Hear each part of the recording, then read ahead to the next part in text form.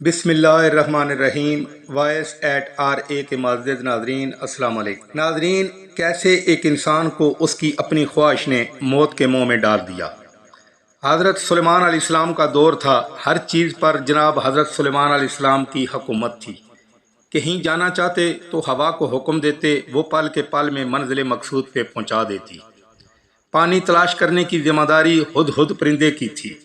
محلات، مکانات، مساجد تعمیر کرنے کی ذمہ داری جنات کی تھی۔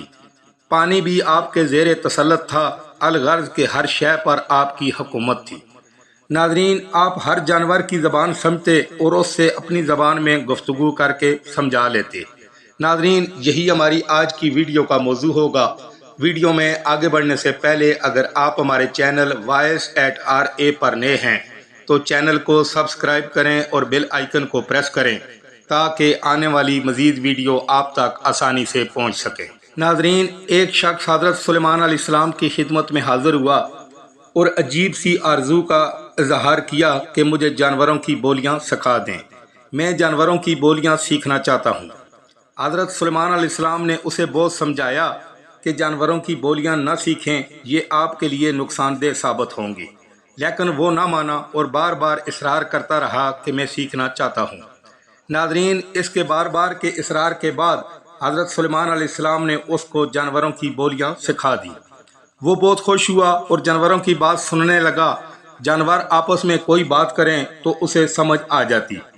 ناظرین، ایک دن اس شخص کے گھر میں مہمان تھے، کھانے میں اچھی اچھی چیزیں پکی ہوئی تھی۔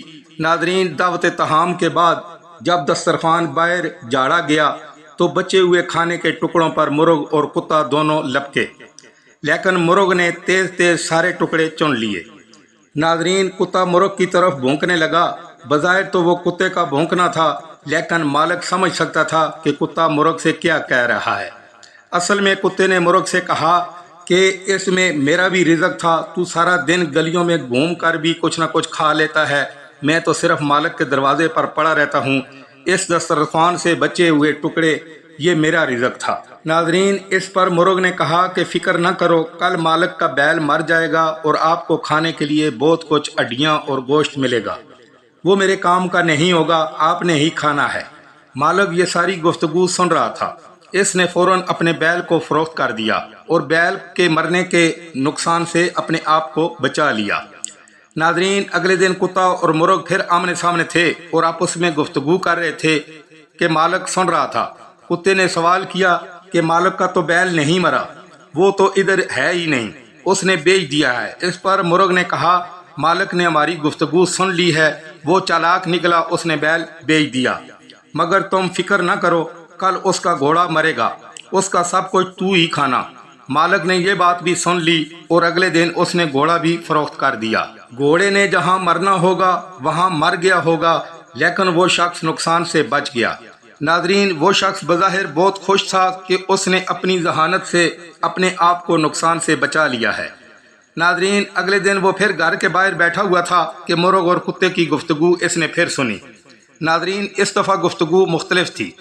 کتے نے جب مرغ سے پوچھا کہ مالک کا گھوڑا کدھر ہے، مرغ نے کہا ہمارا مالک بڑا بیوقوف نکلا ہے، اس نے گھوڑا بھی بیچ دیا ہے اور نقصان سے بچ گیا، لیکن اسے پتہ نہیں کہ ہر مال اس کی جان کا صدقہ نکلنے والا تھا، اس نے سارا مال فروخت کر دیا ہے اور خود کو موت کے منہ میں دھکیل دیا۔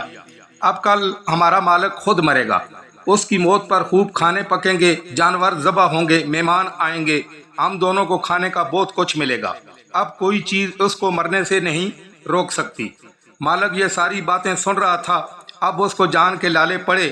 اب وہ چیختا چلاتا حضرت سلیمان علیہ السلام کی خدمت میں حاضر ہوا اور عرض کرنے لگا کہ آپ مجھے بچائیں۔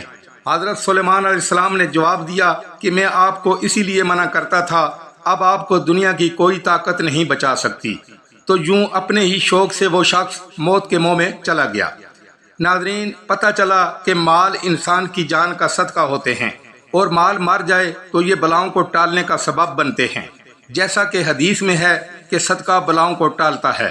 اور یہ بات بھی پتہ چلی کہ انسان کے لیے جو ضروری ہو اسے وہ سیکھنا چاہیے، اور جو چیز اس کی استطاعت اور طاقت میں نہ ہو وہ ہلاکت کا باعث بنتی ہے۔ ناظرین، پھر ملیں گے ایک نئی ویڈیو کے ساتھ۔ اللہ تعالیٰ آپ کا حامی و ناصر ہو۔ اللہ حافظ۔